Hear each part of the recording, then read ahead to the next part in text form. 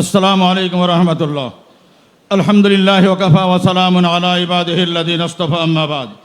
ফাকাদ ক্বালা রাসূলুল্লাহি সাল্লাল্লাহু আলাইহি ওয়া সাল্লাম, ইযা যাহারাতিল ফিতানু ওয়াল বিদআ ওয়া সুব্বা আসহাবি ফালিয়ুযহিরিল আলিমু ইলমা ফাইন লাম ইয়াফআল যালিক ফাআলাইহি লানাতুল্লাহি ওয়াল মালাইকাতি ওয়ান নাসি আজমাইন, আও কামা ক্বালা আলাইহিস সালাতু ওয়াস সালাম। আজকের ইসলামী মহাসমাবেশের সম্মানিত সভাপতি, উপস্থিত মুআজ্জাজ হযরত উলামায়ে কেরাম, তৌহিদি জনতা, আজকে এমন এক কাফের গোষ্ঠীর বিরুদ্ধে মহাসমাবেশ হচ্ছে যে গোষ্ঠীটা হলো আবু জেহেল থেকেও বড় কাফের। তাদের আকীদা বিশ্বাস এত জঘন্য, স্বয়ং আবু জেহেলেরও এমন জঘন্য আকীদা ছিল না।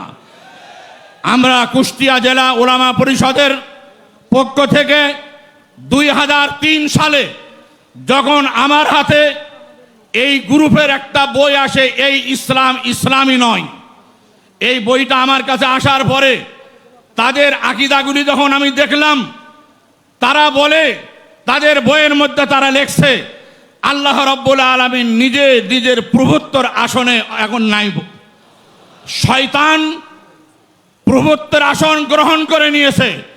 হিজবুত তৌহিদ দায়িত্ব নিয়েছে আল্লাহকে আবার আল্লাহর আসনে পুনঃপ্রতিষ্ঠিত করার জন্য। এইরকম আকীদা বিশ্বাস আবু জেহেলের কি ছিল? না। সুতরাং এরা আবু জেহেল থেকেও বড় কাফের। তাদের আকীদা যখন দেখলাম, ইবলিসের কাছে আল্লাহ রাব্বুল আলামিন পরাজিত হয়েছে। অনেক আকীদা বিশ্বাস রয়েছে তাদের। আমাদের নবী, বিশ্ব নবী মুহাম্মদুর রাসূলুল্লাহ সাল্লাল্লাহু আলাইহি ওয়াসাল্লাম নিজের দায়িত্ব পরিপূর্ণভাবে পালন করতে পারেন নাই। আমাদের নবী দায়িত্ব পুরা পালন করতে না পারার কারণে রহমাতুল লিল আলামিনের মর্যাদা অর্জন করতে পারেন নাই। নাউযুবিল্লাহি মিন যালিক। তাদের কথা অনুযায়ী তারা লেখে, সাহাবায়ে কেরাম বিশ্বাসঘাতক, পথভ্রষ্ট, বেঈমান, প্রতারক। এটা হলো সাহাবায়ে কেরাম সম্পর্কে তাদের আকীদা। দেশের উলামায়ে কেরাম, মুহাদ্দিসিনে কেরাম, ফুকাহায়ে কেরাম, তারা হলেন সর্বনিকৃষ্ট মানুষ। মুসলমানদের মধ্যে দেশের সর্বস্তরের মুসলমান, এরা আবু জেহেল থেকেও নিকৃষ্ট কাফের। তারা যখন নিজের দলের মধ্যে মানুষকে যখন হিজবুত তৌহিদের মধ্যে ঢুকায় নেয়, ভর্তি করে নেয়, আগে মুরতাদ বানায় নেয়, ইসলাম অস্বীকার করার অঙ্গীকার নিয়ে তারপরে হিজবুত তৌহিদ বানায়।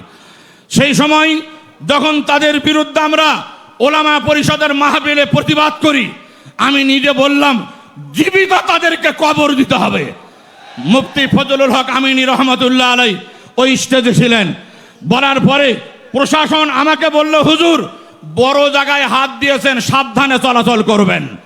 অল্প কয়েকদিন পর আমার মাদ্রাসার শিক্ষক এবং ছাত্রদের উপরে, আমার উপরে অতর্কিতভাবে যখন পুরাদহ রেল স্টেশনে হামলা চালায়, আমার ছাত্র এবং অসংখ্য ছাত্র শিক্ষক তারা সেই দিন আহত হয়েছিল।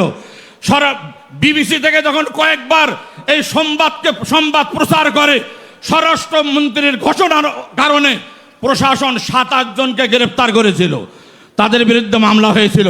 অনেক লম্বা ঘটনা চলে গেছে। আমরা সে সময়ও প্রশাসনকে জানাইছি, তৎকালীন সরকার হিজবুত তৌহিদকে জঙ্গি সংগঠন বলে ঘোষণা দিয়েছিল।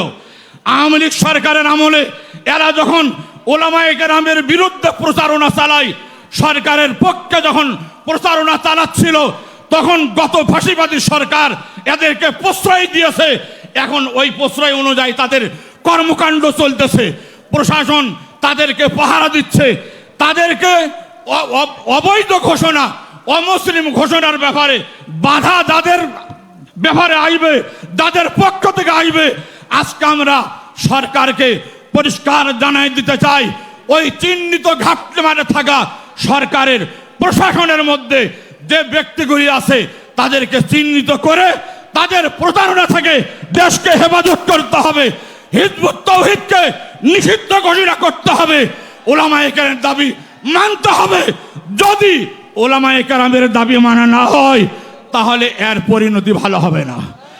আল্লাহ রাব্বুল আলামিন আমাদের সকলকে ওলামায়ে কেরামের এই দাবির পক্ষে থাকার জন্য, ওলামায়ে কেরামের দাবি বুঝার জন্য প্রশাসন এবং সরকারকে তৌফিক দান করুন। আমিন। ওয়া আখিরু দাওয়ানা আলহামদুলিল্লাহি রাব্বিল আলামিন। আসসালামু আলাইকুম রহমতুল্লাহ।